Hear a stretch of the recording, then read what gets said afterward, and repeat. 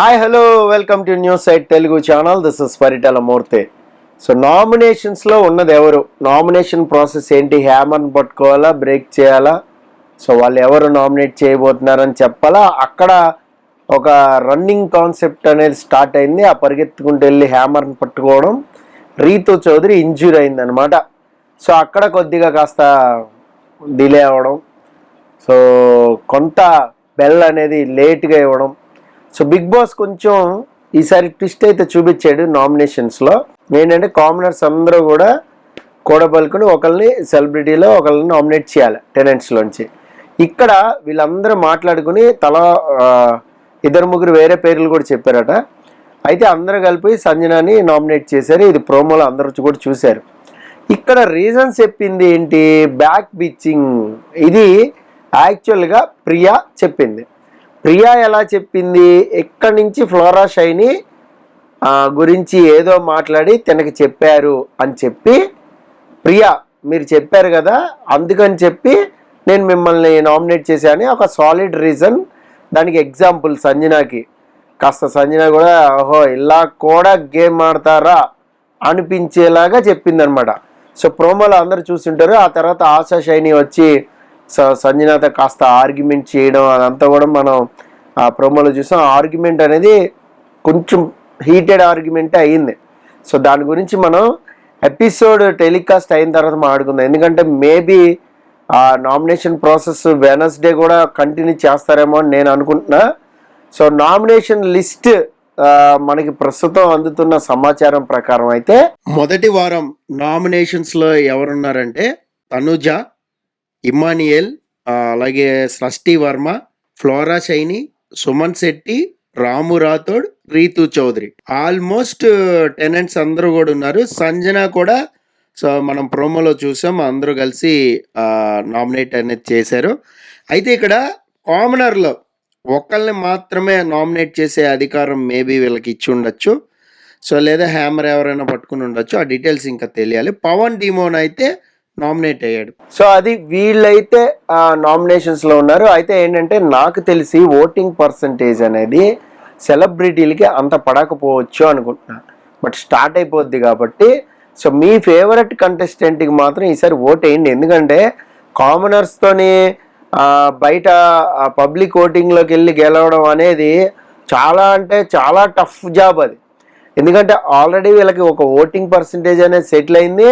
Plus వీళ్ళని like చేసే వాళ్ళు కూడా చాలామంది ఉన్నారు. ఎందుకంటే గత 15 రోజుల నుంచి చూస్తున్నారు కాబట్టి. సో ముఖ్యంగా మిలిటరీ పవన్ కానీ, అలాగే మీకు ప్రియా కానీ, కొంత మాస్క్ మ్యాన్ హరీష్కి కూడా కొంత ఫ్యాన్ బేస్డ్ ఉంది. అలాగే దమ్ము శ్రీజ కూడా కాస్త దుమ్ము లేపింది, చూసాం మనం అగ్ని పరీక్షలో. ఆ ఫ్యాన్ బేస్డ్ పబ్లిక్ ఓటింగ్లో వాళ్ళు బాగా ఎక్కారు. సో ఇప్పుడు ఏంటంటే వీళ్ళతో ఎలా మింగిల్ అయ్యి గేమ్ ఆడతారు, ఎంత బాగా మెచ్యూరిటీ లెవెల్ చూపెడతారు అనే దాన్ని బట్టే వాళ్ళకి ఆధారపడి ఉంటుంది. ప్లస్ ఇక్కడ సెలబ్రిటీ ఫేమ్, బిగ్ బాస్ హౌస్లో మనం చాలా సీజన్స్ చూసాం. సెలబ్రిటీ ఫేమ్ అనేది అంత తుస్సు ట్రాష్, అసలు ఓటింగ్లోకి అది ప్రభావమే చూపించదు. ఎంత పెద్ద సెలబ్రిటీ అయితే అంత లిస్ట్లో ఉంటాడు అన్నట్టు అయిపోద్ది అక్కడ. సో మేబీ ఏమన్నా క్రేజ్, ఫుల్ క్రేజ్ ఉండి ఫ్యాన్ ఫాలోయింగ్ ఉన్న వాళ్ళకి తప్ప సోషల్ మీడియా ఇన్ఫ్లుయెన్సర్స్కే ఎక్కువ ఓటింగ్ పర్సంటేజ్ అనేది వచ్చింది. సో ఈ రకంగానే చాలామంది వెళ్ళిపోయారు కూడా. సో మంచి ఫేమ్ ఉన్న వాళ్ళు, ఆర్టిస్టులు అనుకున్న వాళ్ళు కూడా 5వ వారం, 6వ వారం, 4వ వారం వెళ్ళిపోయిన సందర్భాలు కూడా మనం చూసాం. సో కాబట్టి ఇక్కడ గేమ్ ఎవరు ఆడుతున్నారు వారంలో అనేది దాన్ని బట్టి ఓటింగ్ చేయండి. ఈసారి నాకు తెలిసి బిగ్ బాస్ కూడా ఖచ్చితంగా వాళ్ళని కాపాడుకుంటూ ఉంటారు. వాళ్ళు కాపాడుకుంటూ ఎవరికి ఓటింగ్ అటు ఇటు కాస్త పర్సంటేజ్లు ఉన్నా లేపేస్తూ ఉంటారు, అందులో డౌట్ లేదు. ప్లస్ ఈసారి డబుల్ ఎలిమినేషన్లో స్వాపింగ్స్ ఉంటాయి. అలాగే కొంతమందిని ఎలిమినేట్ చేసి వేరే రూమ్లో పెట్టడం, మళ్ళీ వాళ్ళని బయటికి తెచ్చి ఇక్కడ ఉన్న నామినేషన్ లిస్టులో లేని వాళ్ళని చేయడం, ఇదంతా ఫెయిర్ అన్ఫేర్ గేమే నడుస్తుంది, అందులో డౌటే లేదు. ఈ సీజన్లో రాసి పెట్టుకొని పక్కా అన్ఫేర్ ఎలిమినేషన్స్ మనం చాలా చూడబోతున్నాం, చాలా చూస్తారు కూడా.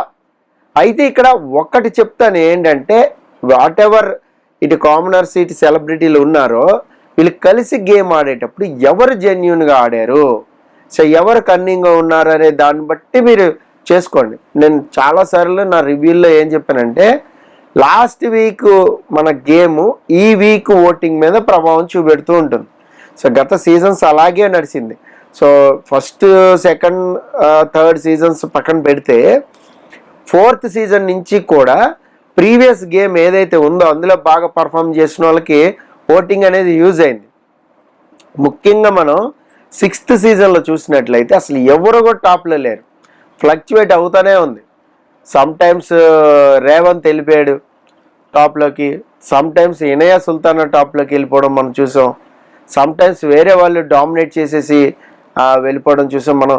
అంటే వీళ్ళు వాళ్ళు అనేది లేదు, ఆ గేమ్ ఆ వారం ఎవరైతే బాగా ఆడి వాళ్ళ ఆర్గ్యుమెంట్ అనేది పబ్లిక్కి నచ్చుతుందో ఆ నెక్స్ట్ వారం ఓటింగ్ పెరుగుతుంది. పాపం ఆ వారం ఒకవేళ వాళ్ళు ఎలిమినేట్ అయిపోయారు అనుకోండి, అరే బాగా ఆడిందే, అనవసరంగా ఎలిమినేట్ చేశారు పబ్లిక్ అని ఎవరికాళ్ళు అనుకుంటూ ఉంటారు.